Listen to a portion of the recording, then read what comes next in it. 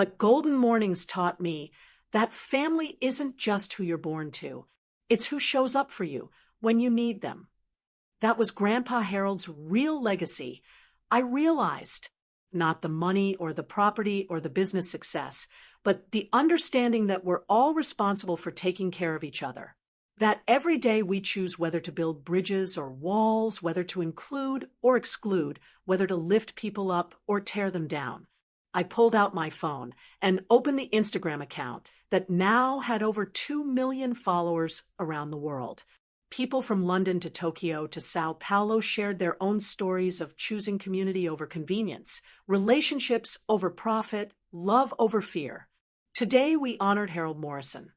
I typed, but every day we honor his memory by treating each other with dignity, by creating spaces where everyone belongs, and by proving that the most important things in life really aren't for sale.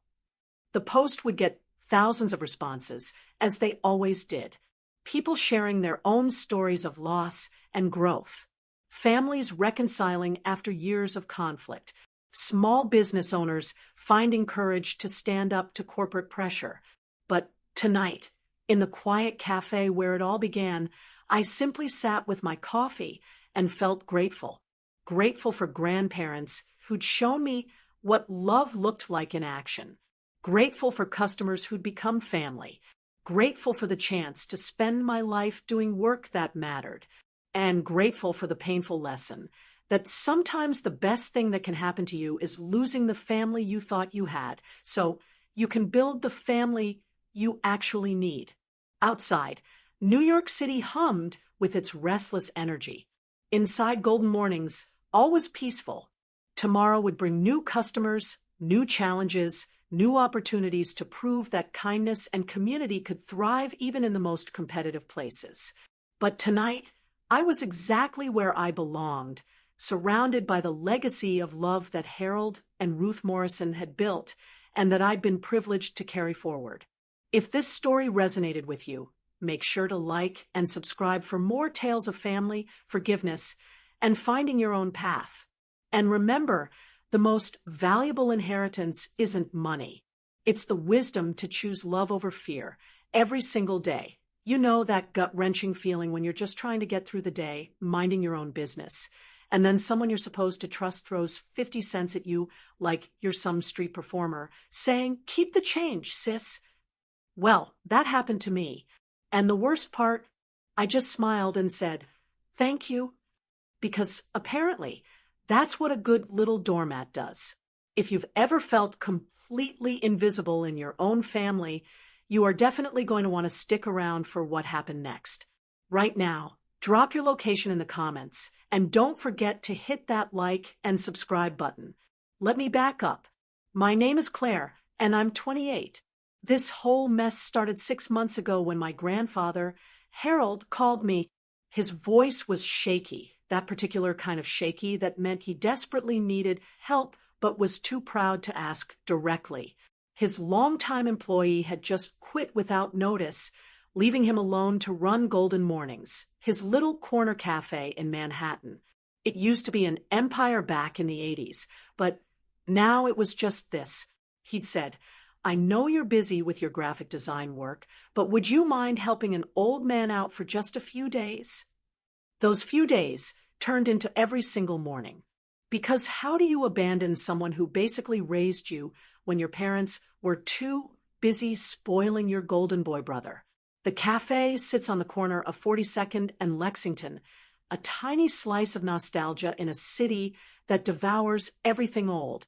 Grandpa Harold opened the first Golden Mornings in 1979, and by 1985, he had 12 locations across New York.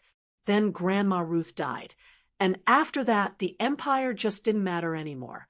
He sold everything except this one cafe, the place where they met, where he proposed, where they spent their happiest years. Every morning at 5:30, I'd unlock those glass doors, flip on the espresso machine, and transform into someone completely different from the confident graphic designer I was by afternoon. Here, I was just Harold's granddaughter, the one who couldn't quite make the coffee as perfectly as Grandma Ruth used to, but tried her best anyway, The regulars knew me now. Mrs. Patterson ordered her decaf with 2 sugars and always asked about my grandfather's health. Detective Morrison grabbed his black coffee, barely grunted a greeting, but he always left decent tips.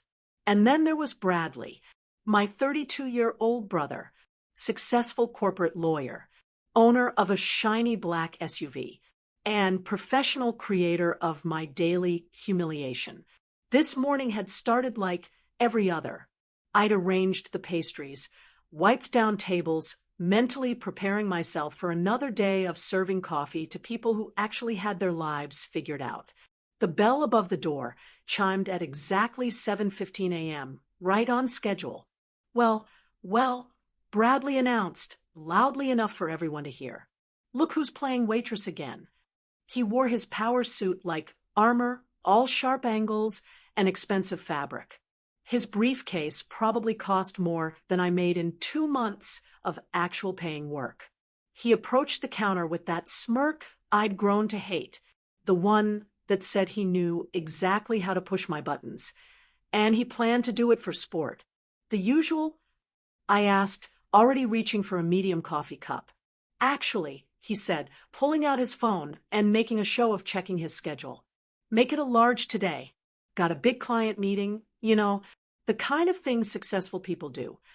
I poured his coffee, added the splash of cream he preferred, and set it on the counter. That'll be $4.50. Bradley made another show of reaching for his wallet, pulling out a $20 bill. He set it on the counter. Keep the change, he said, then paused dramatically. Oh, wait, that's too much for someone in your position. He switched the $20 for a $5. Then, apparently, decided that was still too generous and finally placed exact change, plus 50 cents, on the counter. There we go, he announced. A tip that matches your skill level. The entire cafe went silent. Mrs. Patterson looked mortified. Detective Morrison actually looked up from his newspaper. Even the college kids cramming for exams stopped typing to witness this family drama unfold. And me, I smiled. I actually smiled and said, "Thank you, Bradley. Have a wonderful day." Because confronting him would mean admitting his words could hurt me. Because making a scene would embarrass Grandpa Harold, who was already struggling with his health and didn't need family drama. Because I'd spent 28 years learning that keeping the peace was more important than standing up for myself. Bradley strutted out, probably feeling very satisfied. The other customers slowly returned to their conversations, pretending they hadn't just witnessed a grown man humiliate his sister for entertainment. I continued serving coffee and ringing up pastries like nothing had happened. But something had changed. As I mechanically went through the motions, I caught my reflection in the stainless steel espresso machine. The woman staring back at me looked tired, defeated, smaller somehow than she should have been. That night, I called my best friend Sarah and told her what happened. "Claire," she said, "you realize this isn't normal, right? Brothers don't treat sisters like hired help. He's just stressed." I heard myself making excuses. Big law firm, lots of pressure. And you're not stressed? You're working 2 jobs, taking care of your grandfather, and getting treated like garbage by your own family. She was right, of course. But acknowledging it meant admitting that the family dynamics I'd accepted my entire life were actually toxic. It meant recognizing that I'd been playing a role that nobody had bothered to ask if I wanted. As I fell asleep that night, I made myself a promise. Tomorrow would be different. Tomorrow I'd find my voice. Little did I know that tomorrow would bring changes I never could have imagined. The next morning started with Grandpa, Harold, moving slower than usual. I found him in the cafe at 5 a.m., an hour before we normally opened, sitting at his favorite corner table with a cup of cold coffee and a faraway look in his eyes. "Grandpa?" I approached carefully. "Everything okay?" He looked up and for a moment seemed confused. Then recognition flicked back. "Claire, sweetheart, just thinking about your grandmother. I sat across from him, noting how his hand shook slightly as he lifted the cup. Tell me about her. His face lit up the way it always did when he talked about Grandma Ruth. She made the best coffee you ever tasted, not just because she knew the perfect water temperature or had the right grind, but because she put love into every cup. People came here not just for caffeine, but for that feeling of being cared for. He gestured around the small cafe with its mismatched chairs and faded photographs. This place was our dream, Claire. We were going to have the finest coffee shop chain in New York. Ruth had all these ideas about seasonal menus, community events. She wanted to create gathering places where people felt like family. You did create that, I said softly. Look around. Mrs. Patterson comes here because it feels like home. Detective Morrison trusts you with his morning routine. You built something beautiful. We built something beautiful, he corrected. But after Ruth died, I couldn't see the point in expanding anymore. The other locations felt hollow without her there to bring them to life. The bell chimed as our first customer of the day entered. Mrs. Patterson, right on schedule at 6:30, wearing her usual purple coat. Good morning, dear ones, she called out, settling into her regular table. Harold, you're here early today. Couldn't sleep, Grandpa Harold replied, slowly standing to help me behind the counter. Claire's got everything under control, though, as I prepared Mrs. Patterson's decaf, I watched my grandfather move around the familiar space. Every gesture was deliberate, practiced like a choreographed dance. You know, he said quietly as he wiped down the counter, your brother stopped by yesterday afternoon. My hand still on the espresso machine. Bradley was here? MHM seemed very interested in the business. Asked a lot of questions about profits, property values, that sort of thing. A cold feeling settled in my stomach. What kind of questions? Oh, lawyer things. Wanting to know about insurance policies, whether I had debt, how much the building was worth. Grandpa Harold's voice was casual, but I detected something underneath. Said he was worried about my financial security and retirement. The bell chimed again, and Detective Morrison entered, bringing his usual cloud of intensity. He nodded at me, glanced at Grandpa Harold, and settled at the counter. Black coffee, detective? I asked. Thanks, kid. He pulled out a crumpled dollar. Your grandfather feeling all right? He looks tired.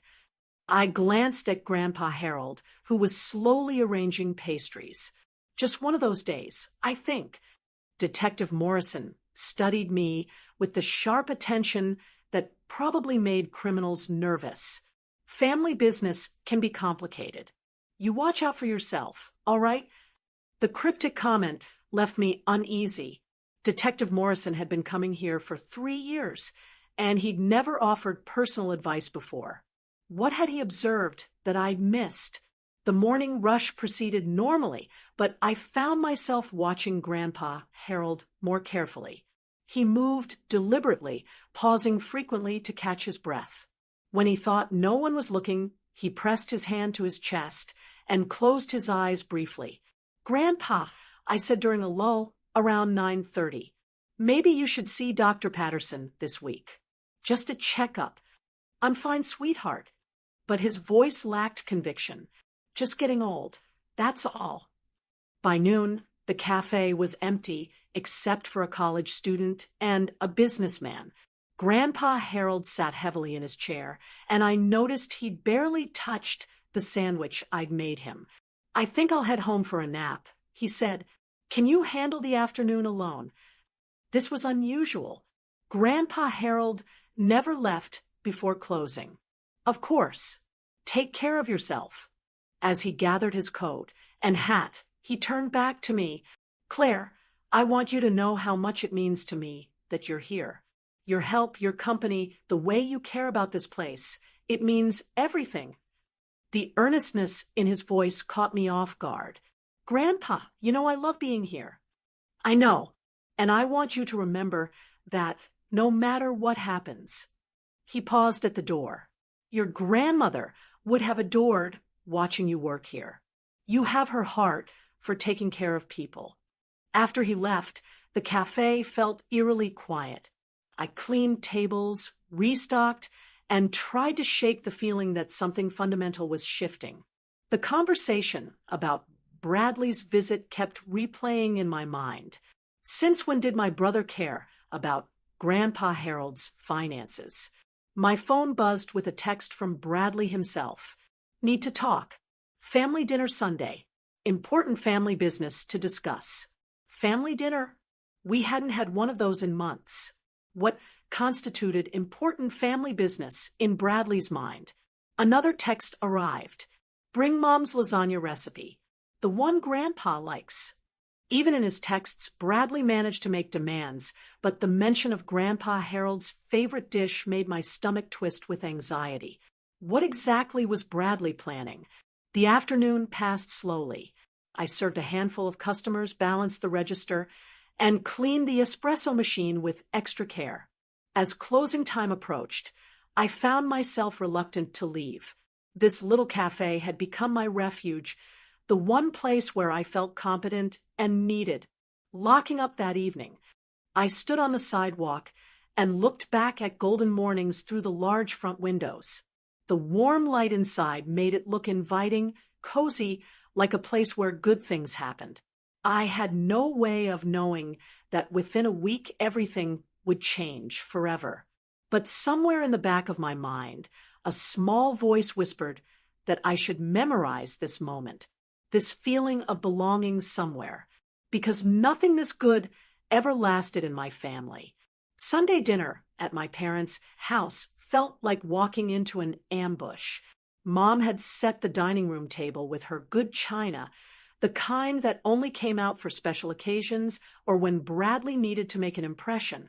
Dad sat at the head of the table, wearing his uncomfortable, serious expression, and Bradley lounged in his chair like he owned the place. Claire, darling, Mom said, taking the lasagna, you look tired. Are you sleeping enough?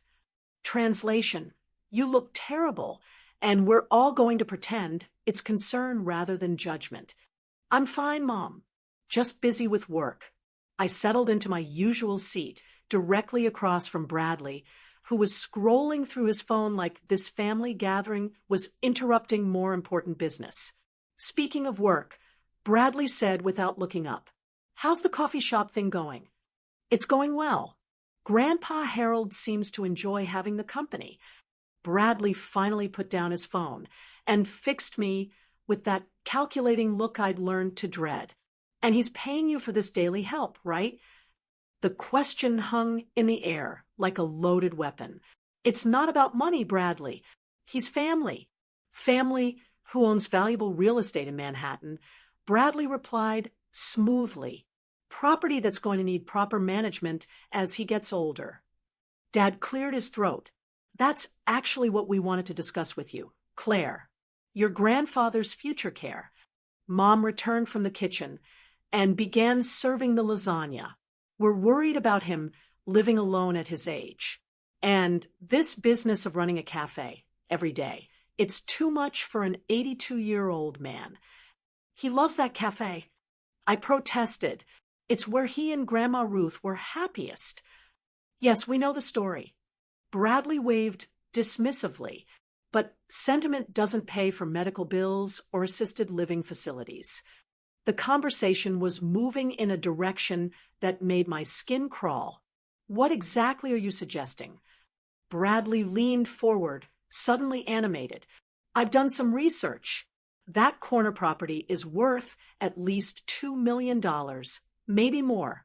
With the right development, Grandpa could sell the building, retire comfortably, and move somewhere more appropriate for his age and health needs. Somewhere more appropriate. I set down my fork with more force than necessary. That cafe is his home, his history, his connection to Grandma Ruth. Claire, Dad said in his patient, condescending tone, we understand you're attached to the romantic idea of it all, but we have to be practical. Harold isn't getting any younger, and the cafe isn't exactly profitable. How would you know whether it's profitable? I snapped. When's the last time any of you actually visited him there? The silence that followed was answer enough. That's not the point, Mom said defensively. The point is that your grandfather needs family looking out for his best interests. I am looking out for his best interests, I replied. I'm there every day. I see how much that place means to him. Bradley pulled out a folder I hadn't noticed before. Actually, I've been doing some research into his financial situation. Did you know he's been declining rental offers for years? The building could generate serious income if it was properly managed. Rental offers? My voice came out higher than intended. Commercial tenants willing to pay triple what that little coffee shop brings in. Bradley spread papers across the table like he was presenting evidence in court. Grandpa Harold is sitting on a gold mine and refusing to capitalize on it. I stared at the documents, my mind reeling. Have you discussed any of this with him? Not directly, Dad admitted. We thought it would be better coming from you, since you spend so much time with him. The trap was becoming clear. They wanted me to be their messenger, to convince Grandpa Harold to give up everything he loved because it made financial sense to them. No, I said quietly. No, what? Bradley asked. No, I won't help you manipulate him into selling his cafe. Bradley's expression hardened. Manipulate? Claire, we're talking about ensuring he has proper care as he ages. Would you rather he end up in some state-funded nursing home because he was too stubborn to make smart financial decisions? I'd rather he spent his remaining years surrounded by the things and places he loves, with family who respect his choices. That's very noble, Mom said sharply, but nobility doesn't pay for round-the-clock medical care when he needs it. The dinner continued with increasing tension. Bradley presented more financial projections, property assessments, and retirement community brochures. My parents nodded along. I picked at my lasagna, wondering when my family had become a panel of financial advisors plotting to dismantle an old man's happiness for profit. Every suggestion they made sounded reasonable on the surface, but underneath was the clear message that Grandpa Harold's emotional attachment to his cafe was an inconvenient obstacle to maximizing real estate value. The bottom line, Bradley said as Mom served dessert, is that Grandpa needs family who will make tough decisions for him when he can't make them himself. He's perfectly capable of making his own decisions. I protested. Is he, though? Bradley's voice took on the cross-examination tone. You said yourself he's been having health issues, memory problems, difficulty managing the business. I never said he had memory problems. You didn't have to. I can see the signs when I visit. The casual way he said it made my blood run cold. When you visit, I stop by occasionally, just checking in. Bradley's smile was predatory. It's important to document these things properly. In that moment, I understood what was really happening. This wasn't about Grandpa Harold's welfare. This was about inheritance. This was about positioning themselves as the responsible family members who tried to help an elderly man make sound financial decisions. And somehow I'd become the obstacle they needed to overcome. Have you ever realized mid-conversation that your own family was planning something that would devastate someone you love? The feeling is like ice water in your veins, especially when you realize they expect you to help them do it. Tuesday morning, Grandpa Harold didn't show up at the cafe. By 6:30, I was genuinely worried. He'd never missed a morning without calling, and his phone went straight to voicemail. I used my key to check his apartment above the cafe, calling his name as I climbed the narrow stairs. I found him collapsed in his bedroom, conscious but unable to get up. His face was gray, and he was breathing in short, labored gasps. "Claire," he whispered, "I think I'm having a heart attack." The ambulance ride to Mount Sinai Hospital passed in a blur of sirens and medical terminology I didn't understand. Grandpa Harold squeezed my hand weakly while paramedics worked around us, and I kept repeating, "You're going to be okay? You're going to be okay," like a mantra that could make it true. In the emergency room, I called my parents and Bradley, leaving frantic voicemails. Then I sat in the uncomfortable waiting room chair, still wearing my coffee-stained apron, and tried not to think about how fragile he'd looked. Bradley arrived first, dressed in his lawyer uniform and carrying his briefcase, like he was heading to a business meeting rather than a family emergency. "How is he?" he asked. "They're running tests. The doctor said it was definitely a heart attack, but they need to determine how much damage was done." Bradley nodded, pulling out his phone. I should call his primary care physician, get his medical records transferred. "Do you know if he has a living will?" The question struck me as oddly premature. "I don't think so. We've never discussed anything like that."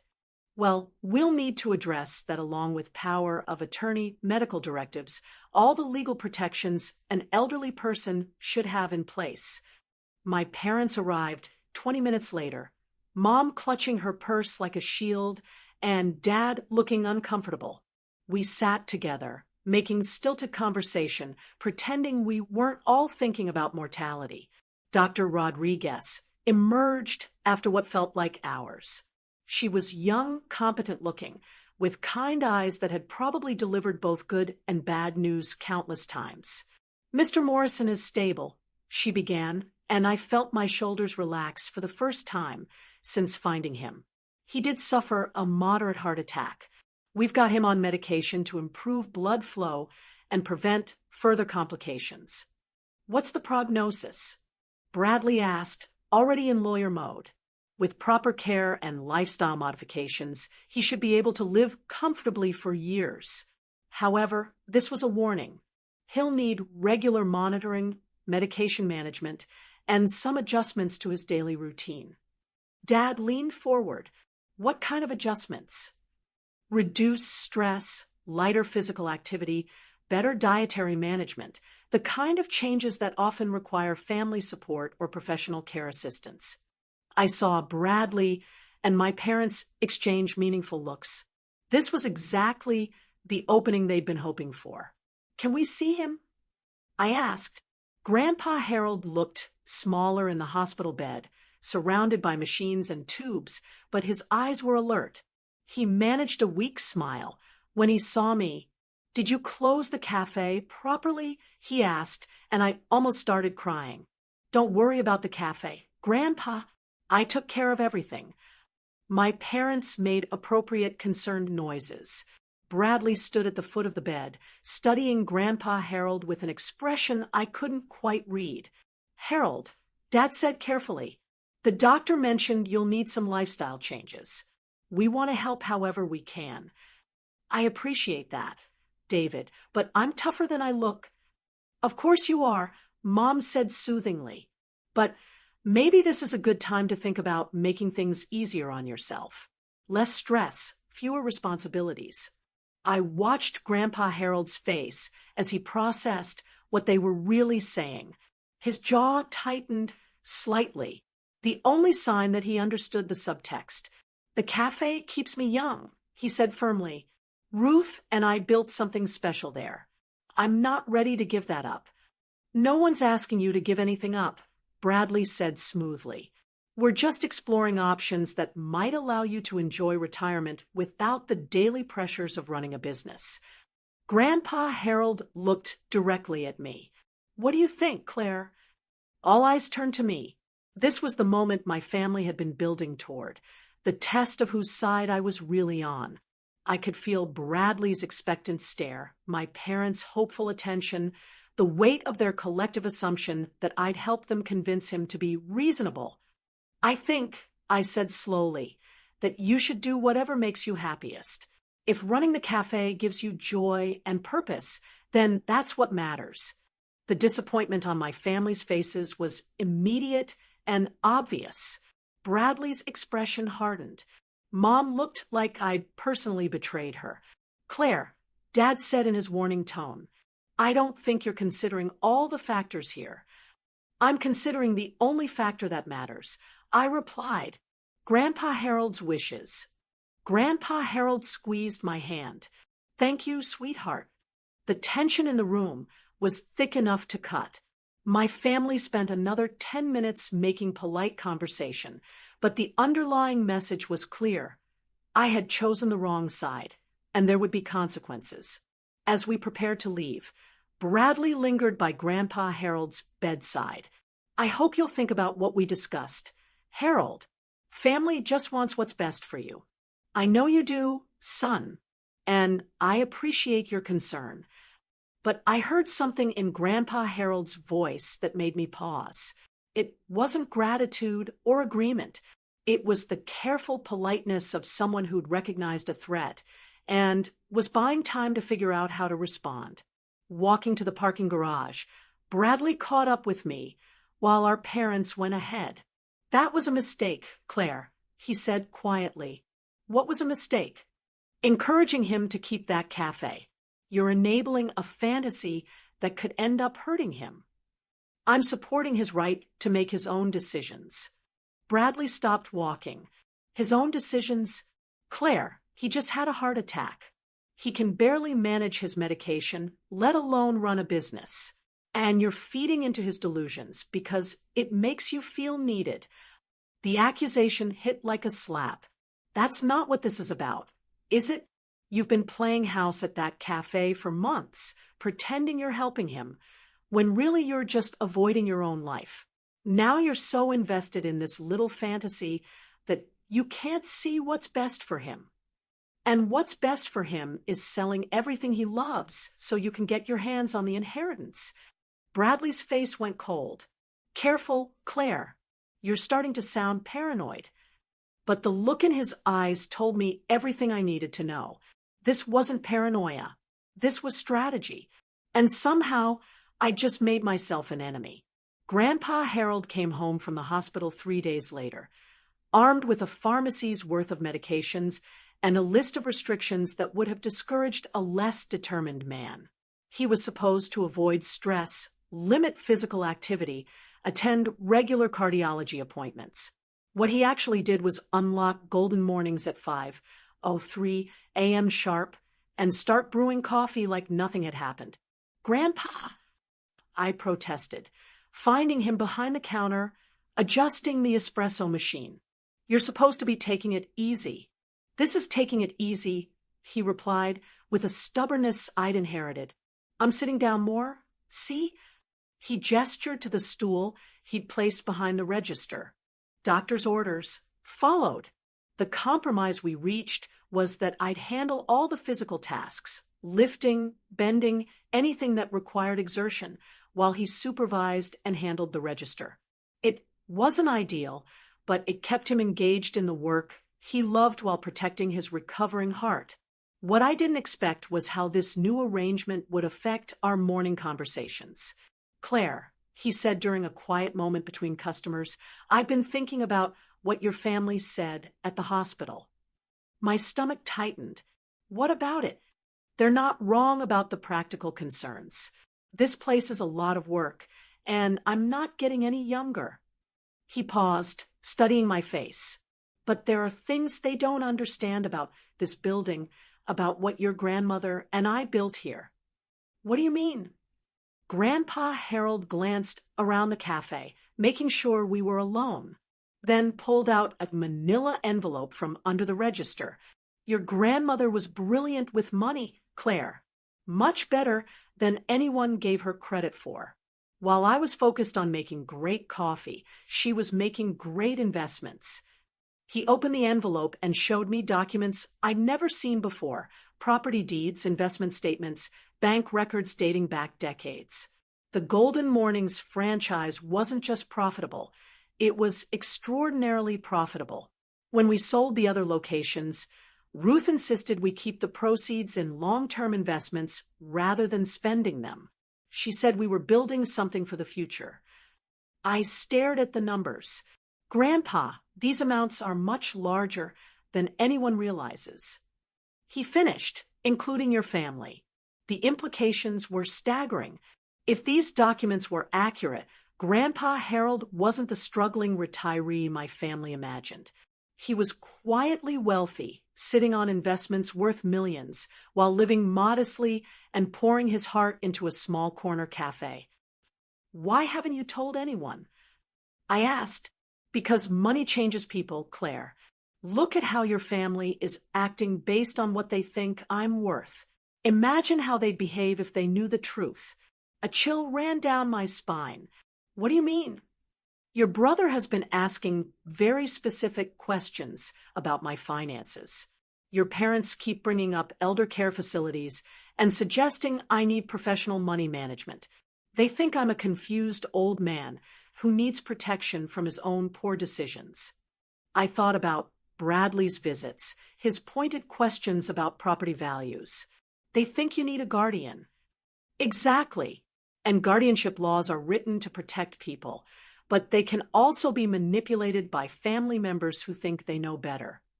Grandpa Harold's voice was grim. "I've seen it happen to friends, adult children who convince courts that their elderly parents are incompetent, then take control of their assets for their own protection." The coffee shop suddenly felt smaller, more vulnerable.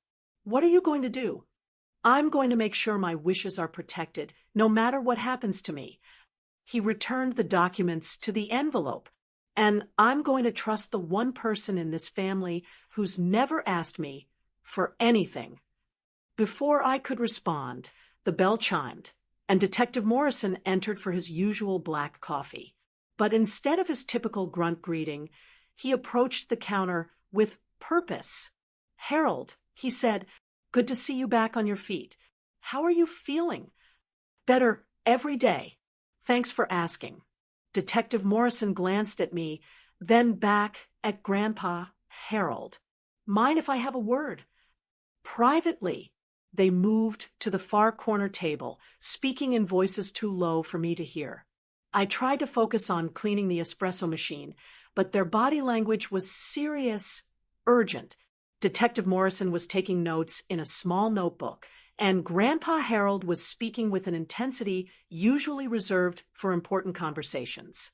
After 10 minutes, they shook hands, and Detective Morrison approached the counter. "Everything okay?" I asked, "Just catching up with an old friend." He replied, but his eyes held a warning. "You take care of yourself, Claire, and keep your eyes open."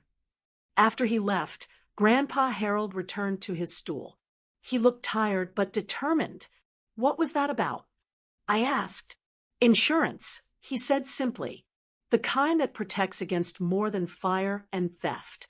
The rest of the morning passed quietly, but I couldn't shake the feeling that forces were moving around us. Decisions were being made by people who thought we were helpless to stop them. During the lunch lull, Grandpa Harold pulled out a business card and handed it to me. "I need you to call this attorney and make an appointment for next week. Tell him Harold Morrison referred you and that it's urgent." I looked at the card. Margaret Chun, estate planning attorney. "Grandpa, what's going on?"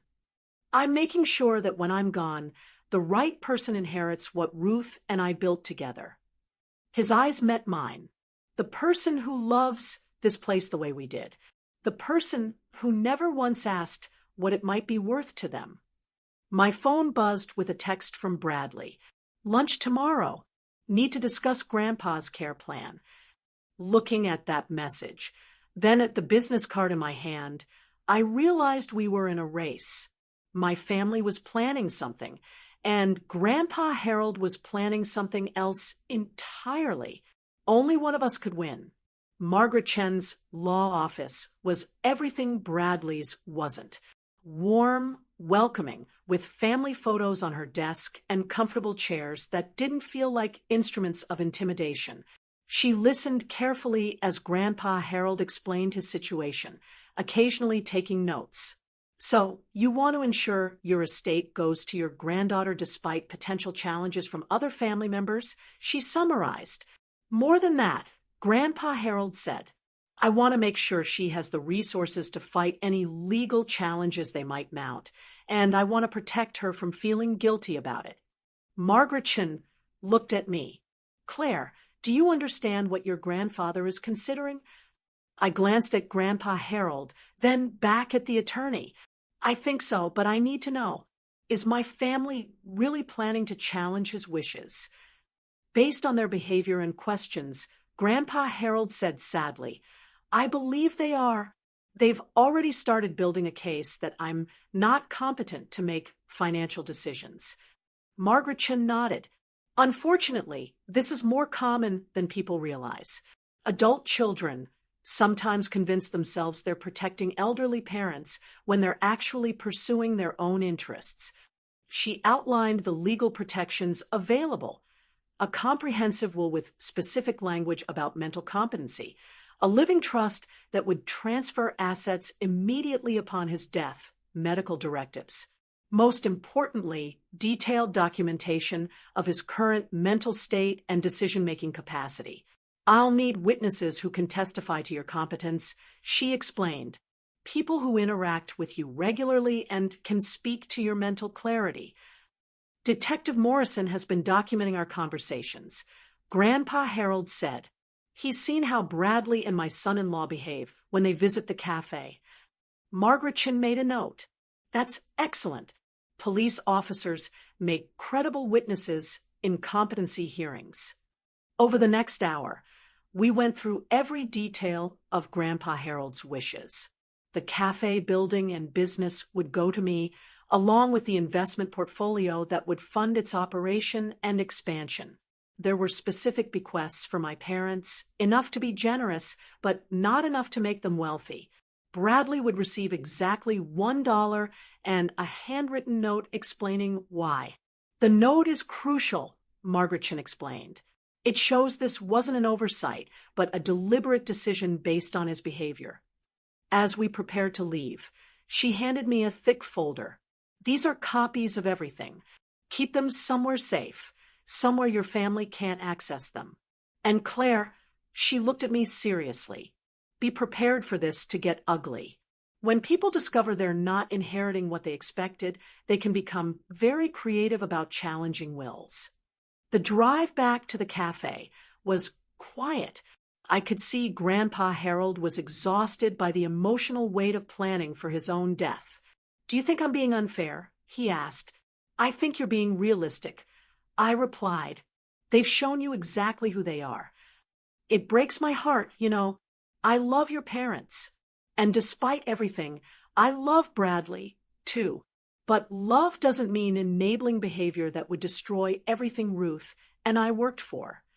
That evening, I called the attorney Margaret Chin had recommended for me personally, someone who could represent my interests if the family challenged the will. The conversation was sobering. A will contest can drag on for years. He warned. They're expensive, emotionally draining, and they often tear families apart permanently. Are you prepared for that possibility? I thought about Bradley's condescending smirks, my parents' dismissive attitude, the way they'd all assumed I'd help them manipulate him. I'm prepared to honor my grandfather's wishes. I said. My phone rang as soon as I hung up. Bradley. Claire, we need to talk tomorrow. Lunch. That place near your apartment. It's about Grandpa's future care. What about his future care? I'll explain tomorrow. But Claire, this is serious. We've been consulting with specialists about elderly care, and there are some things you need to understand about his condition. The call ended before I could respond. I stared at my phone, wondering what specialists they'd been consulting and what conclusions they'd reached about Grandpa Harold's mental state. That night, I couldn't sleep. I kept thinking about Margaret Chin's warning that a will contest could get ugly, and about Detective Morrison's cryptic advice to keep your eyes open.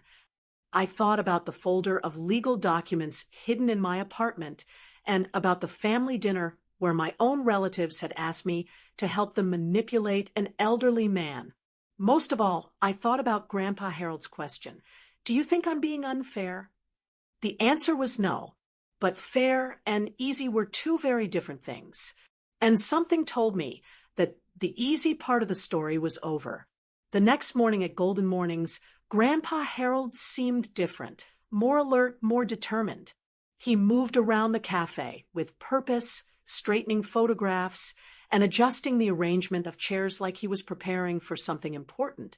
Big day ahead? I asked. In a way, he replied. Today we start fighting back. I was about to ask what he meant when the bell chimed. But instead of our usual morning customers, two people in expensive suits entered, a woman with a briefcase and a man with an official-looking folder.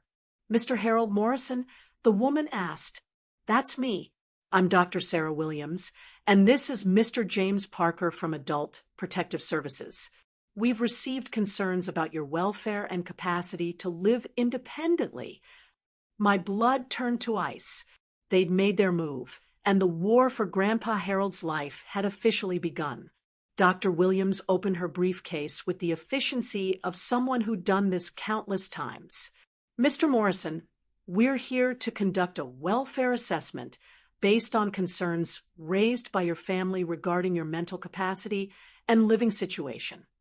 I watched Grandpa Harold's face carefully.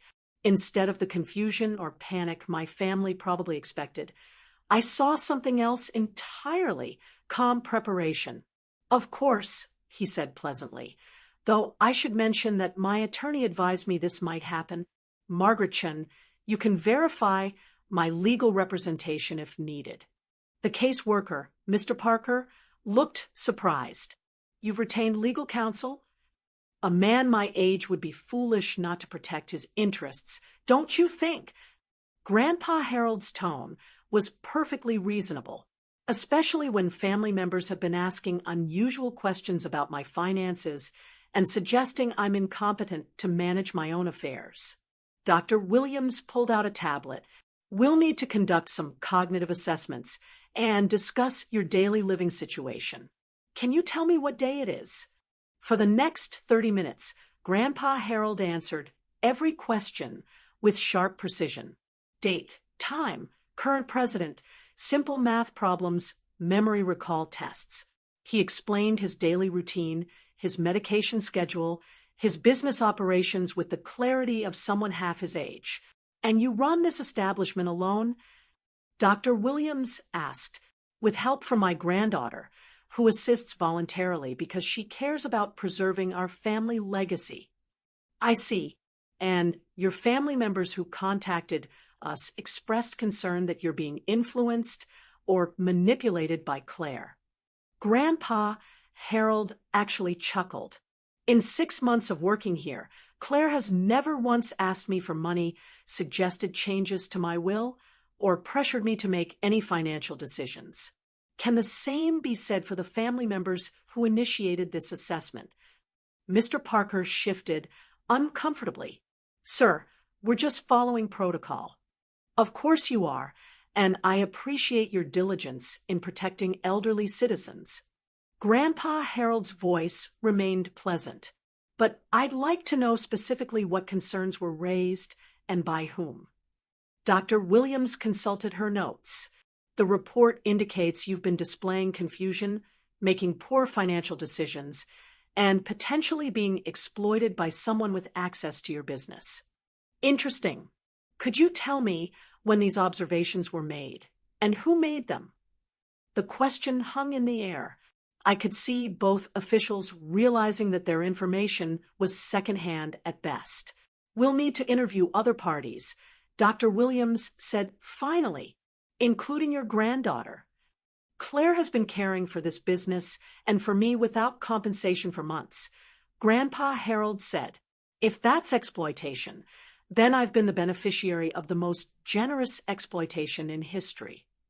After they left, promising to return with follow-up questions, Grandpa Harold and I sat in stunned silence. How did you know this was coming? I asked. Detective Morrison warned me. Apparently, your brother has been asking questions around the neighborhood about my declining mental state. Building a case. My phone buzzed with a text from Bradley. Lunch canceled. Family emergency. We'll call later. I showed Grandpa Harold the message. He knows the assessment didn't go the way he planned. This is just the beginning. Claire, they'll try other approaches. He was right. Over the next few days, my family's strategy became clear. Mom started calling the cafe regularly, ostensibly to check on Grandpa Harold, but really to ask leading questions about his health and decision-making. Dad stopped by with pamphlets about assisted living facilities, emphasizing how much safer and more comfortable he'd be. Bradley's approach was more direct. He arrived Thursday afternoon with a briefcase full of documents. "Harold," he said, settling into a chair like he was conducting a business meeting, "I've been researching your options for financial management and estate planning. There are some concerning gaps in your current arrangements." Grandpa Harold looked up from the coffee he was brewing. "What kind of gaps?" "Well, for instance, you don't have a power of attorney designated. If something happens to you medically, no one has legal authority to manage your affairs." "I see. And you're volunteering for this responsibility. I think it makes sense for someone with legal expertise to handle these matters. I've drafted some documents that would give me limited power of attorney just for financial and medical decisions, if you become incapacitated." I watched this exchange with growing horror. Bradley was trying to get Grandpa Harold to sign away his autonomy voluntarily. "That's very thoughtful," Grandpa Harold said mildly. "But I should probably have my own attorney review any legal documents before signing them. Margaret Chun is very thorough about these things." Bradley's jaw tightened almost imperceptibly. "Of course, though I should mention that Margaret Chun isn't really an expert in elder law. You might want someone with more specialized experience." "Funny thing about that," Grandpa Harold replied, still focused on the coffee machine. "Margaret Chun has been practicing elder law for 15 years. Won numerous cases protecting elderly clients from family exploitation. I did my research quite thoroughly." The temperature in the cafe seemed to drop 10 degrees. Bradley realized he'd underestimated his opponent. "Harold, I hope you're not being influenced by people who might not have your best interests at heart." "You mean like family members who want me to sign legal documents giving them control over my assets?" Grandpa Harold turned around, and his expression was no longer mild. "Bradley, I've known you since you were 5 years old. I watched you grow up, supported your education, celebrated your successes. But what you're trying to do now isn't love. It's greed." Bradley stood up, his face flushed. "That's not fair. We're worried about you." "No, you're worried about inheritance. There's a difference." "Fine," Bradley snapped, his mask finally slipping. "But you should know that if you continue down this path, if you keep listening to people who are obviously manipulating you, this family will do whatever it takes to protect you from your own poor judgment." "Is that a threat?" "It's a promise." Bradley gathered his documents and left without another word. The bell chimed behind him with unusual violence. "Well," Grandpa Harold said, returning to his coffee preparation, "now we know where we stand." That evening, Margaret Chin called with an update. "I've received notice that your family has petitioned for a competency hearing. They're claiming you're being financially exploited and need a court-appointed guardian." My stomach dropped. "When?" "2 weeks. But Claire, I need you to understand something. This kind of legal action often succeeds. Even when the elderly person is completely competent, judges err on the side of caution when family members express concern." "What does that mean?" "It means we need to be prepared for the possibility that your grandfather could lose legal control over his own life. What do you think will happen next? Can an elderly man fight his own family's attempt to control him? Or will love and manipulation win over justice? Drop your predictions in the comments below. The competency hearing was scheduled for a Tuesday morning in family court in a sterile room that smelled of industrial cleaner and broken dreams. Grandpa Harold sat beside Margaret Chun at the defendant's table. And yes, that's what it felt like. A trial where loving your granddaughter and wanting to control your own life had become crimes. Across the aisle, Bradley sat with his hired attorney, a sharp-looking woman named Patricia Hawthorne, who specialized in elder law. Behind them, my parents looked uncomfortable but determined, like people who'd convinced themselves they were doing the right thing, even as it felt completely wrong. Judge Morrison, no relation to Detective Morrison, unfortunately, was a tired-looking man in his 60s who'd probably seen every variation of family greed disguised as concern. "This is a petition for guardianship of Harold Morrison," he began, filed by family members expressing concern for his mental capacity and susceptibility to financial exploitation. Miss Hawthorne stood first. "Your Honor, the petitioners love Mr. Morrison dearly, but they've observed concerning changes in his behavior and judgment. He's been manipulated into making decisions that are not in his best interests, including refusing profitable business opportunities and allowing an untrained individual to manage his financial affairs." She presented their case methodically. Grandpa Harold's recent heart attack proved his declining health. His refusal to consider assisted living showed poor judgment. His reliance on me for business operations demonstrated diminished capacity. She even had a psychological evaluation from a doctor who'd interviewed him for 30 minutes and concluded he showed signs of mild cognitive impairment.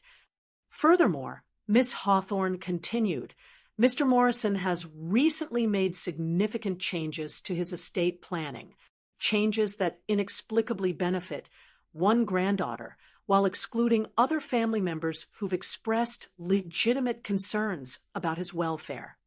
When it was Margaret Chen's turn, she stood with the confidence of someone who'd fought this battle many times. "Your Honor, this is exactly the kind of case that elder law exists to prevent. Adult children who want control over an elderly parent's assets have convinced themselves that love justifies legal manipulation." She called Detective Morrison as our first witness. He testified about his daily interactions with Grandpa Harold, his observations of the family dynamics, and his professional assessment of who was really trying to exploit whom. "In my experience," Detective Morrison said, "people who are genuinely concerned about an elderly person's welfare don't start by trying to gain legal control over their assets. They start by spending time with them, understanding their wishes, and supporting their autonomy."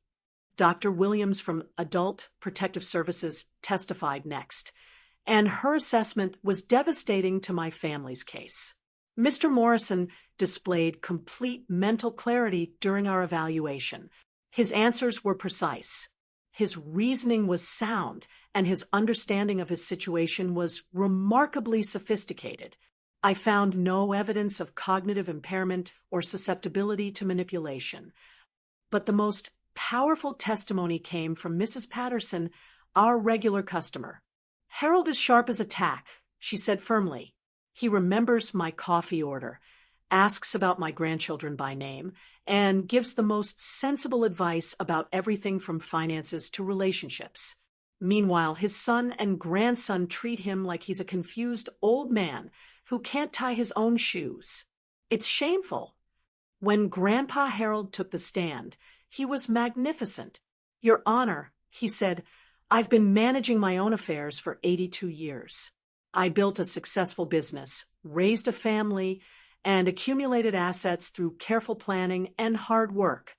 The only thing that's changed is that some family members have realized I might leave my money to someone who actually loves me rather than someone who sees me as a retirement plan." Judge Morrison leaned forward. "Mr. Morrison, can you explain your reasoning behind your recent estate planning decisions?" "Certainly. My granddaughter Claire has spent 6 months caring for me and my business without asking for anything in return. She's shown up every morning, helped with tasks I can no longer manage easily, and treated my life's work with respect and love. Meanwhile, other family members have spent the same 6 months trying to convince me I'm incompetent so they can sell my café and put me in a nursing home." He gestured toward Bradley and my parents. They call it love, but love doesn't involve deceiving social services or hiring attorneys to strip away my legal rights. Love respects a person's wishes, even when those wishes are financially inconvenient. Miss Hawthorne tried to shake his testimony during cross-examination, but Grandpa Harold was unflappable. He answered every question clearly, demonstrated perfect recall of financial details, and calmly explained his reasoning for every decision they questioned. "Mr. Morrison," she said, "finally, don't you think it's concerning that you're leaving the majority of your estate to someone who works for you every day? Doesn't that relationship create a conflict of interest?" "Miss Hawthorne," Grandpa Harold replied, "Claire doesn't work for me. She works with me by choice, without compensation, because she loves what we've built together. If that creates a conflict of interest, then every parent who leaves money to a caring child is engaging in financial impropriety." The judge called a recess, and we waited in the hallway while he deliberated. Bradley paced near the windows, occasionally conferring with his attorney in heated whispers. My parents sat stiffly on a bench, looking like they were beginning to realize they'd made a terrible mistake. "How do you think it went?" I asked Margaret Chun. "Better than expected," she replied. Judge Morrison seemed skeptical of their claims from the beginning, but you never know how these things will turn out. When we returned to the courtroom, Judge Morrison's expression was stern. "After reviewing all testimony and evidence, this court finds no basis for the appointment of a guardian for Harold Morrison." Mr. Morrison demonstrated complete mental competency and sound reasoning for his decisions. This petition appears to be motivated more by family members' financial expectations than by genuine concern for Mr. Morrison's welfare. The relief was overwhelming. Grandpa Harold squeezed my hand, and I saw tears in his eyes. Furthermore, Judge Morrison continued, "This court is concerned by the apparent coordination between family members to present Mr. Morrison as incompetent when evidence suggests the opposite. Such actions can constitute elder abuse under state law." Bradley went pale. My parents looked sick. "Mr. Morrison, you are free to continue managing your own affairs without interference. This court will note in its records that any future petitions regarding your competency should be viewed with extreme skepticism."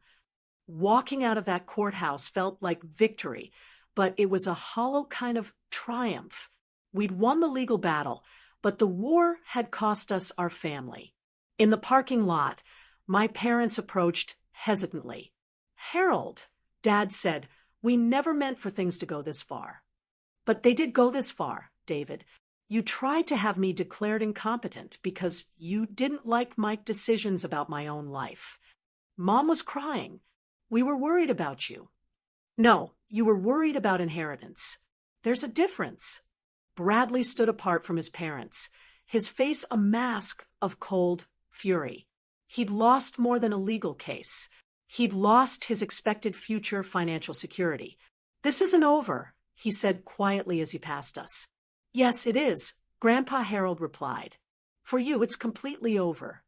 That evening, back at Golden Mornings, Grandpa Harold and I sat in our favorite corner booth, sharing a piece of apple pie and trying to process what had happened.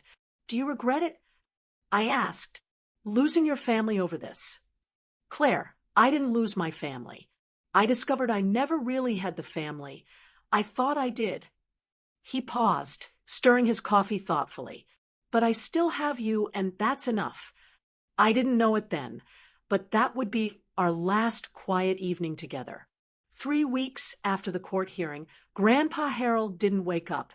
I found him peaceful in his bed, his medication bottles neatly arranged on the nightstand, a letter with my name on it placed prominently on his dresser. The doctor said his heart simply gave out during sleep. The kindest possible ending for someone who'd fought so hard to live on his own terms. But kindness and grief don't cancel each other out. I sat in that apartment above the cafe, where he'd spent his final years and cried for everything we'd lost and everything we'd never have. His letter was brief, but clear. Claire, by the time you read this, the second phase of this battle will be beginning. My will is ironclad, but that won't stop them from trying. Use the resources I've left you to fight them properly. The cafe is yours, but more importantly, the freedom to choose your own life is yours. Don't let anyone take that away from you. Love, Grandpa Harold. The funeral was a tense affair.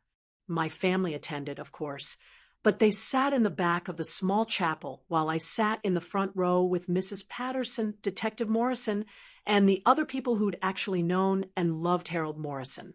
The pastor spoke about a man who'd built something beautiful with his wife and had the courage to protect it, even from his own family. Bradley and my parents didn't speak to me during the service, but I felt their eyes on my back throughout the entire ceremony. They were planning something. I could sense the wheels turning as they calculated their next move. The will reading was scheduled for the following week. Margaret Chun had insisted on conducting it in her office rather than somewhere my family might feel more comfortable mounting challenges. When Tuesday arrived, we gathered in her conference room like opposing armies preparing for battle. Margaret Chun opened the proceedings with professional formality. We are here for the reading of Harold Morrison's last will and testament, properly witnessed and notarized. She began with the smaller bequests, $10,000 each to Mrs. Patterson and Detective Morrison for their friendship and loyalty, $50,000 each to my parents in recognition of their role in raising Claire to be the kind of person who deserves this inheritance. Then came Bradley's bequest. To my grandson Bradley Morrison, I leave the sum of $1 and this message. You had every opportunity to earn my respect and my trust. Instead, you chose greed over love, manipulation over honesty. I hope someday you understand the difference. Bradley's face turned red, then white, then red again. This is insane. He was clearly not competent when he wrote this. Mr. Morrison, Margaret Chun said calmly, we literally just had a court hearing that established your grandfather's complete mental competency. Would you like to challenge a legal determination made 3 weeks ago? She continued, reading, the Café building, the business and the investment portfolio worth approximately $6 million would go to me, along with the family home by the lake that everyone thought had been sold years ago. Furthermore, Margaret Chun read, Harold Morrison has established a trust fund of $1 million specifically to defend this will against any legal challenges. Claire Morrison is to spare no expense in protecting her inheritance from family members who believe they deserve what they never earned. The room erupted. My parents demanded to know how Harold had accumulated so much wealth without telling anyone. Bradley threatened to contest everything and accused me of manipulating a vulnerable elderly man. Through it all, I sat quietly remembering Grandpa Harold's words about grace under pressure. Are you finished? I asked when their shouting finally subsided. Claire, Mom said, tears streaming down her face. You can't seriously think this is what Harold would have wanted, dividing the family like this. Mom, the family divided itself. Grandpa Harold just recognized what had already happened. Dad leaned forward desperately. Think about this rationally. You can't possibly manage all these assets alone. You need family support, financial guidance. From the same people who tried to have him declared incompetent. I stood up, surprised by how calm I felt. Dad, I don't need your financial guidance. I need you to respect the decisions of a man you claim to love. Bradley finally exploded. This is ridiculous.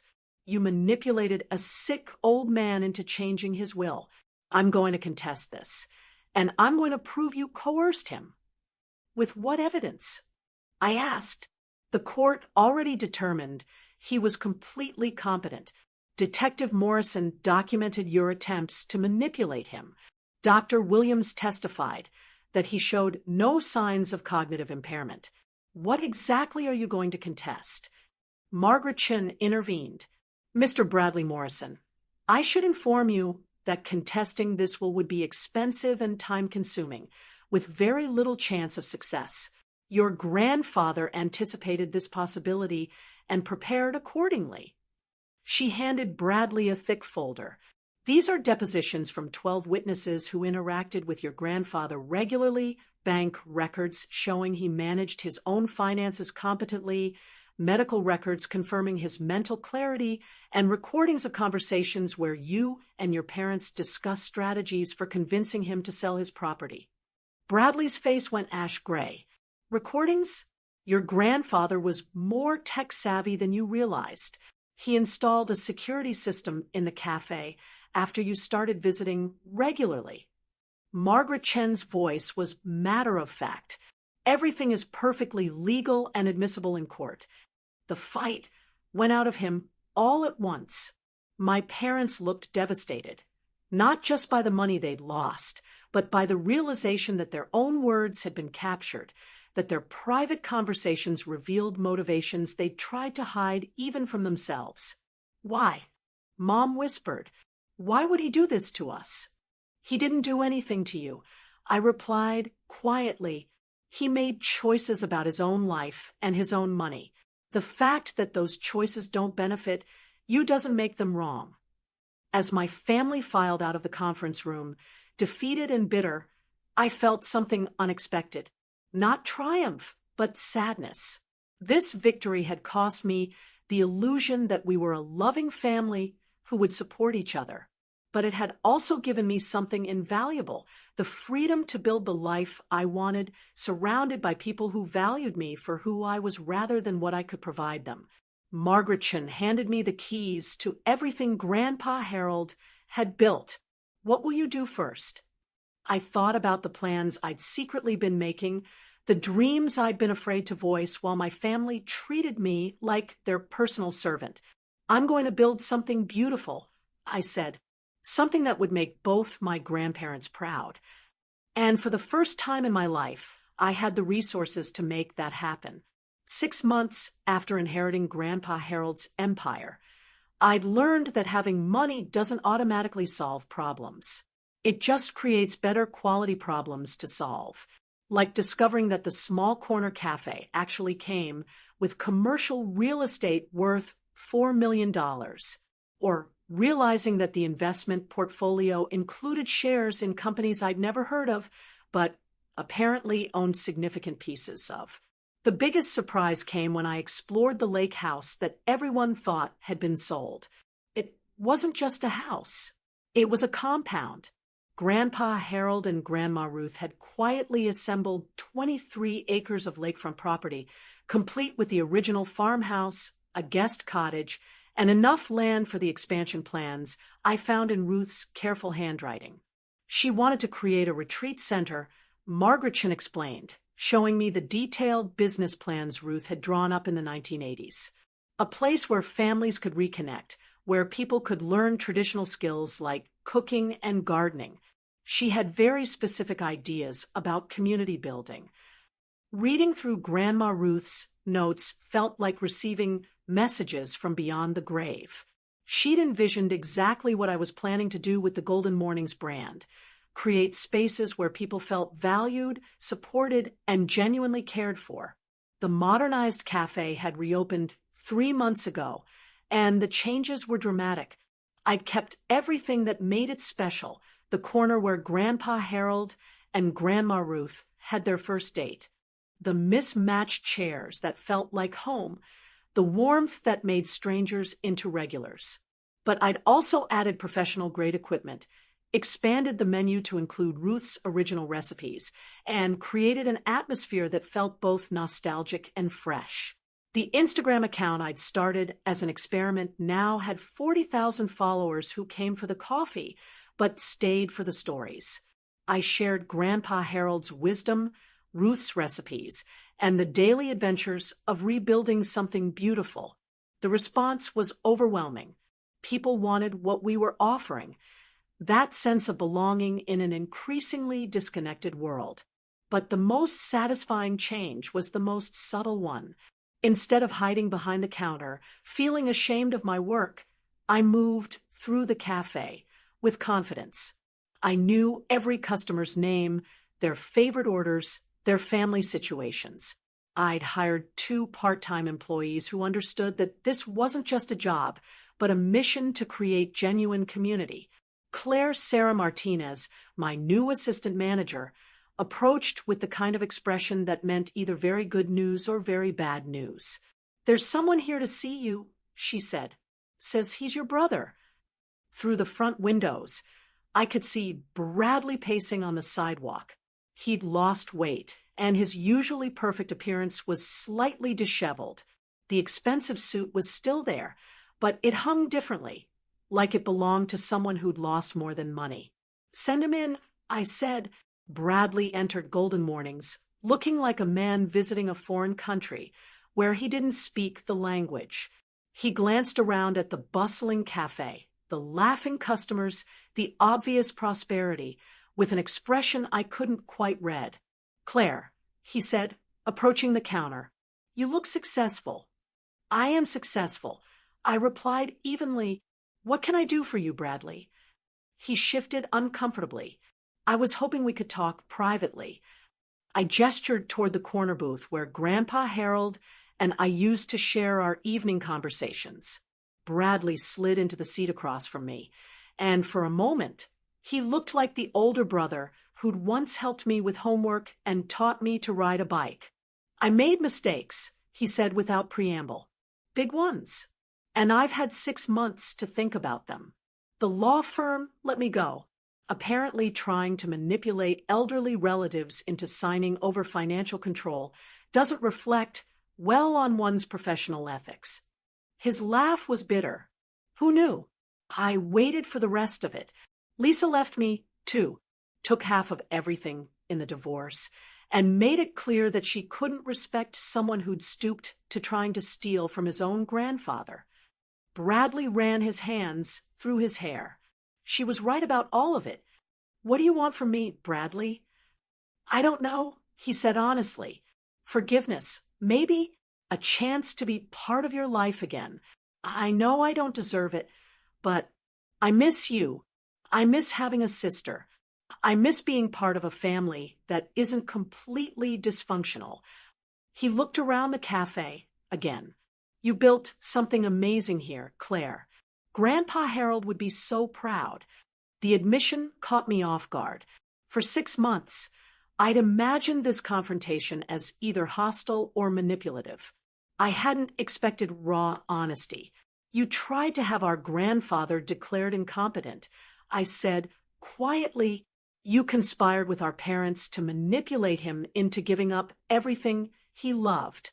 You treated me like hired help for years, and then acted shocked when he left me his money instead of you.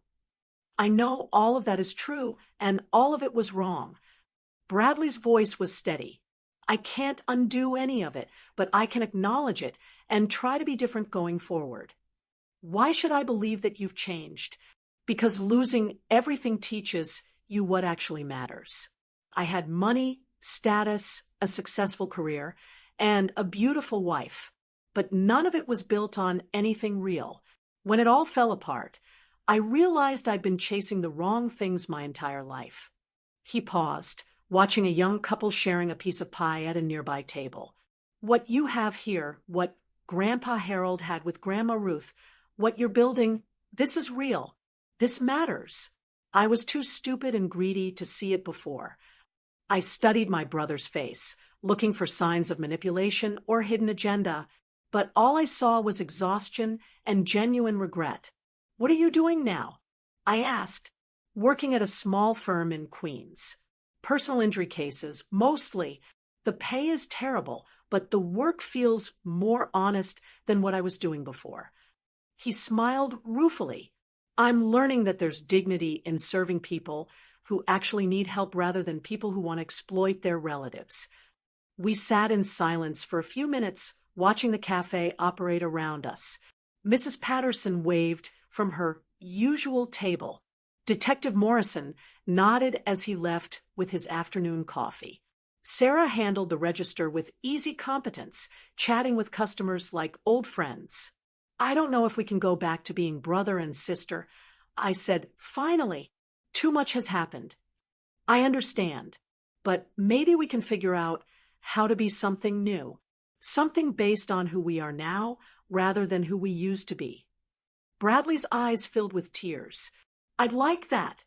It won't be easy and it won't be fast. You'll have to prove that you've actually changed, not just say it. I will, however long it takes. I pulled out my phone and showed him the Instagram account that had become such a surprising success. See this? 40,000 people following the story of Golden Mornings. They're not just customers. They're a community. They come here because they want to be part of something real, something that values people over profit. Bradley scrolled through the posts, reading comments from followers who shared their own stories. This is incredible, Claire. You're helping people. That's the point. Grandpa Harold and Grandma Ruth didn't just build a business. They built a place where people mattered. I'm trying to honor that legacy while making it my own. How can I be part of that? If you'll let me. I thought about Grandpa Harold's letter, about grace under pressure, and choosing love over bitterness. Start by visiting Mom and Dad. They're struggling, too, and they need someone to help them understand what went wrong. Be the son they need, not the son who wants something from them. Bradley nodded. And then we'll see. Family isn't just about blood, Bradley. It's about choice. Every day, we choose whether to support each other or tear each other down. Make better choices, and maybe we can build something worth having. As he prepared to leave, Bradley turned back one more time. For what it's worth, I'm proud of you. Not because of the money or the success, but because you found a way to forgive us even when we didn't deserve it. I'm not forgiving you for your sake. I replied, I'm doing it for mine. Carrying anger around is exhausting, and I have better things to do with my energy. After he left, I sat in that corner booth and felt something shift inside me. Not forgiveness exactly, but the possibility of it. The beginning of something new. Margaret Chun had been right about family conflicts. They often tear relationships apart permanently. But sometimes, if you're very lucky and everyone involved is willing to do the hard work of change, they can also create space for something better to grow. I wasn't ready to trust Bradley completely. That would take time and consistent proof that he truly changed. But I was ready to give him the chance to earn that trust, because that's what family should be. Not people who get your love automatically, but people who work every day to deserve it. 1 year after Grandpa Harold's death, Golden Mornings had become something neither he nor Grandma Ruth could have imagined, though I think they would have loved every bit of it. What started as a single cafe had grown into 3 locations across Manhattan, each one maintaining the original's warmth while serving their unique neighborhoods. We'd also launched a coffee roasting operation, a line of Ruth's original baked goods sold in local grocery stores, and a nonprofit foundation that helped other family businesses resist corporate buyouts. But the most meaningful expansion was the retreat center at the Lake House, where we offered workshops on everything from traditional cooking to small business development. Grandma Ruth's vision of creating gathering places where people could reconnect had become reality in ways she never could have imagined. Claire, Sarah, my new business partner, approached with a tablet full of the day's logistics. The reporter from the Times is here early, and there's a line around the block for the memorial service. Through the front windows, I could see exactly what she meant. Hundreds of people filled the sidewalk, many carrying flowers or handwritten notes. Regular customers mixed with neighborhood advocates, food bloggers, and city officials who'd come to pay their respects to a man they'd never met, but whose impact they'd witnessed. The memorial service was scheduled for 2 o'clock, but we'd been serving coffee and sharing Harold's stories since dawn. Mrs. Patterson, now 86 and still reading romance novels, had appointed herself unofficial greeter, hugging strangers, and explaining Harold's philosophy. He believed that serving people coffee was really about serving their souls, she told a young reporter. Claire learned that from him, and now she's teaching it to everyone else. Detective Morrison, despite being officially retired, had organized security with precision. Not that we need much security, he'd told me earlier. This crowd will police itself. They love what you've built here. At noon, an unexpected visitor appeared. James Caldwell, looking older and considerably humbler than he had during our last confrontation. He approached the counter hesitantly, like someone unsure of his welcome. "Miss Morrison," he said, "I hope it's appropriate for me to be here." "Mr. Caldwell," I replied, genuinely surprised. "What brings you to our memorial service?" "I wanted to apologize publicly, if you'll allow it," he gestured toward the crowded café. "5 years ago, I tried to destroy what your grandfather built because I couldn't understand its value. I've learned a lot since then about what actually matters in life." "What changed your mind?" "My daughter." His smile was rueful. "She's 16 now, and when she learned about what I tried to do here, she was horrified. She made me read every article about Golden Mornings, watch every interview you've given. She said she was ashamed to have a father who tried to tear down something beautiful just to make money." I studied his face, looking for signs of manipulation, but all I saw was genuine regret. "She was right to be ashamed." He continued, "What you've built here, what your grandfather envisioned, this is what cities need. Places where community happens naturally, where people matter more than profit margins. I spent my career destroying places like this, and I never understood what I was taking away from people." "What are you doing now?" "Working with a nonprofit that helps small businesses navigate development pressures, trying to make amends for some of the damage I've done." He paused. "We've helped 12 family businesses stay in their neighborhoods this year. It's not much, but it's a start." "That's actually quite a lot," I said, meaning it. "Miss Morrison, would it be possible for me to say something during the memorial? I know I don't deserve the platform, but I think people should hear that even someone like me can learn to see clearly." At 2 o'clock, we moved the service outside to accommodate the crowd. I'd prepared remarks about Grandpa Harold's legacy, but as I looked out at the sea of faces, customers who'd become friends, neighbors who'd become advocates, strangers who'd become believers in what we were doing, I set aside my notes and spoke from the heart. Harold Morrison believed that serving coffee was about serving souls. I began. He taught me that every interaction is an opportunity to make someone feel valued. Every customer is a chance to build community, and every day is a gift to create something beautiful. I told stories about his wisdom, his stubbornness, his unwavering belief that people deserve to be treated with dignity, regardless of how much money they had. I talked about how he'd fought for his right to live on his own terms, and how that fight had given me the courage to live on mine. "But Harold's greatest gift wasn't the money he left me," I said, looking directly at Bradley and my parents, who'd driven in from Long Island for the service. "It was the example he set of choosing love over fear, community over profit, and principles over convenience." When James Caldwell took the microphone, a murmur went through the crowd. Many people recognized him from news coverage of our confrontation 5 years earlier. "I'm probably the last person who should be speaking at Harold Morrison's memorial," he began. "5 years ago, I tried to destroy everything he'd built because I couldn't understand its value. I saw property where he saw home. I saw profit potential where he saw community." He spoke honestly about his attempts to pressure me into selling, about the bureaucratic harassment his company had orchestrated, about the arrogance that had made him believe money could solve every problem and buy every dream. Harold Morrison and his granddaughter taught me that some things aren't for sale, he concluded. Not because they don't have value, but because their value can't be measured in dollars. They taught me that the most important question isn't what can I take, but what can I give? I'll spend the rest of my life trying to live up to that lesson. The service continued with music from a local jazz quartet that had been playing at Golden Morning's events since our second anniversary.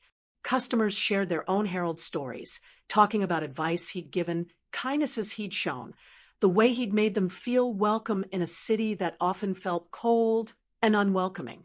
As the afternoon wound down and the crowd began to disperse, I found myself standing with Bradley in the spot where Grandpa Harold used to sit and watch the world go by. He would have loved this, Bradley said, gesturing at the lingering groups of people. All these people whose lives he touched. He knew, I replied. That's why he fought so hard to protect it. Bradley had indeed changed over the past 5 years. He'd rebuilt his career slowly, focusing on legal aid work and pro bono cases that actually helped people. He'd remarried a teacher named Maria, who valued kindness over status.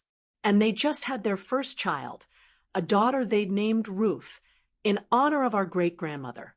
I have something for you, he said, pulling an envelope from his jacket pocket. I've been working on this for months. Inside was a legal document establishing the Harold Morrison Foundation for Family Business Preservation, funded by Bradley's contribution of his own savings and designed to help other families facing the kind of pressures we'd experienced.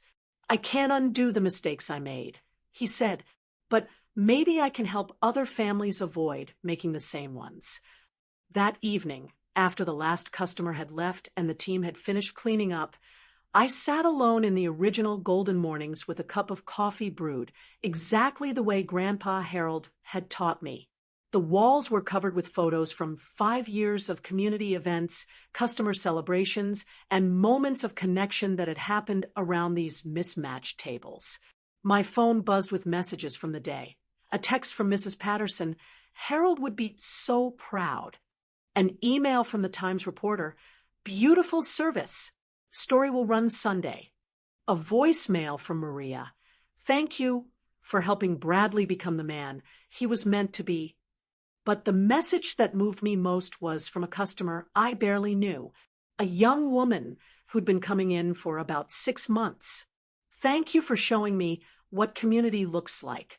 I moved to New York feeling completely alone, but Golden Mornings taught me that family isn't just who you're born to. It's who shows up for you when you need them. That was Grandpa Harold's real legacy. I realized, not the money or the property or the business success, but the understanding that we're all responsible for taking care of each other. That every day we choose whether to build bridges or walls, whether to include or exclude, whether to lift people up or tear them down. I pulled out my phone and opened the Instagram account that now had over 2 million followers around the world. People from London to Tokyo to Sao Paulo shared their own stories of choosing community over convenience, relationships over profit, love over fear. Today we honored Harold Morrison. I typed, but every day we honor his memory by treating each other with dignity, by creating spaces where everyone belongs, and by proving that the most important things in life really aren't for sale. The post would get thousands of responses, as they always did, people sharing their own stories of loss and growth, families reconciling after years of conflict, small business owners finding courage to stand up to corporate pressure. But tonight, in the quiet cafe where it all began, I simply sat with my coffee and felt grateful. Grateful for grandparents who'd shown me what love looked like in action. Grateful for customers who'd become family. Grateful for the chance to spend my life doing work that mattered.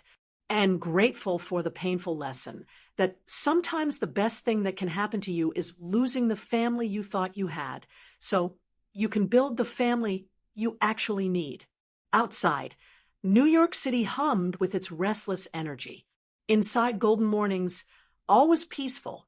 Tomorrow would bring new customers, new challenges, new opportunities to prove that kindness and community could thrive even in the most competitive places.